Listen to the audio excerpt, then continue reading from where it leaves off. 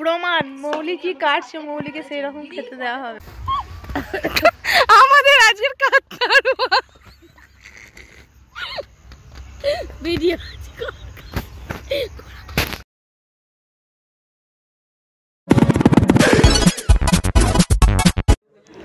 নমস্কার বন্ধুরা, আপনারা সকলে কেমন আছেন? আমি সুস্মিতা, আমার এই সুস্মিতা ওয়ান চ্যানেলে আপনাদের সকলকে জানাই স্বাগত।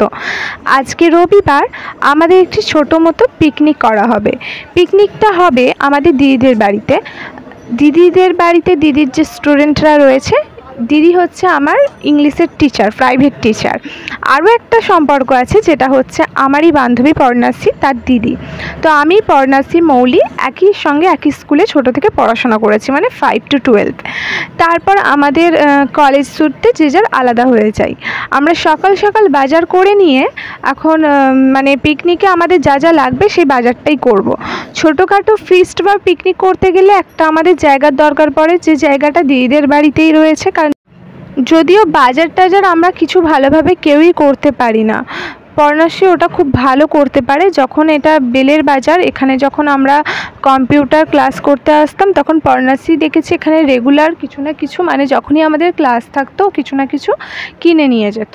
তো তারপর আমরা এখন বাড়িতে, মানে এই যে দেখছো সকাল থেকে যে মানে আনাজ করার এই যে বাজারটা, এটা আমাদের আগের দিন করা ছিল, ঠিক আছে।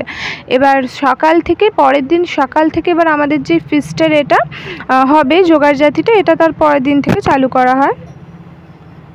এবার সবাই যে আনাজ টানাজ কাটছে দেখছো, এটা কিন্তু আমি অনেকটা লেটে এসে পৌঁছেছি। সকাল থেকে আমাদের এখানে ডিম সেদ্ধ, তারপর টিফিনেতে ছিল মুড়ির চাট, খুব দারুণ করে মাখা হয়েছিল, ওটা দিদি মাখিয়েছিল। কিন্তু ওগুলোর কোনো ফটো ভিডিও নেই, কারণ কি করা হয়নি। একটা কিছু করতে গেলে তার অনেক কিছু কাজ থাকে, যারা কাজটার দায়িত্বর মধ্যে থাকে। আমাদেরও অনেক কিছুই কাজ ছিল, যদিও রান্নার ধারে কাছে আমি না থাকলেও জোগাড় জাতি যেগুলো করতে হবে সেগুলো আমরা সবাই মিলে করেছিলাম। আর আমাদের এখানে তো সবেতে হই হই মজা, আড্ডা টাড্ডা লেগেই ছিল।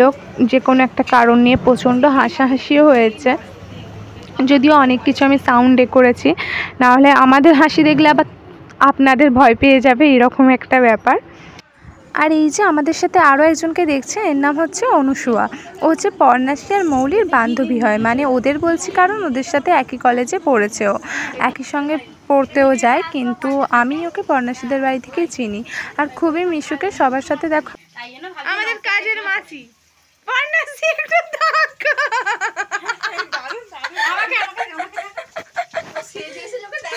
আচ্ছা, এই যে ইনি হচ্ছেন পিয়াজ ধারিনি।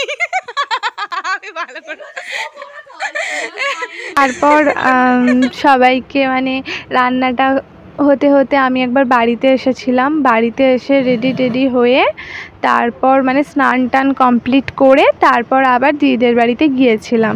যদিও আমাকে বলা হয়েছিল ওখানেই স্নানটা সেরে ফেলার জন্য, কিন্তু আমি ভাবলাম যে ওখানে তখন পর্ণাশ্রীরও হয়নি। এবার তারপর দুজন মিলে ওখানে মানে লেটও হচ্ছে, আর বাড়ি আসবো করে আমি ওখানে আড্ডা দিয়েই যাচ্ছি, কারণ দিদির অনেক স্টুডেন্ট ছিল যারা আমাদেরও চেনা জানা। এবার এসেছে, কথা বলছি সবার সাথে, একটা মানে সবার সাথে বন্ধুত্বপূর্ণ সম্পর্ক। তো তারপর বাড়িতে এসে স্নান টান সেরে তারপর দিদিদের বাড়িতে গিয়েছিলাম। ওখানে গিয়ে আবার সেই মজা আড্ডা শুরু হয়ে গেছে।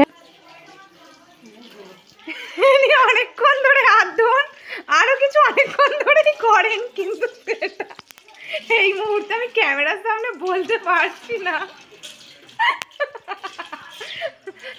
এই যে ভালো করে দেখুন, আমাদের আজকে গেস্ট ইনি সাজুগুজু করে এসছেন, আমাকে তো কি আর বলবো। তা এই যে আসুন।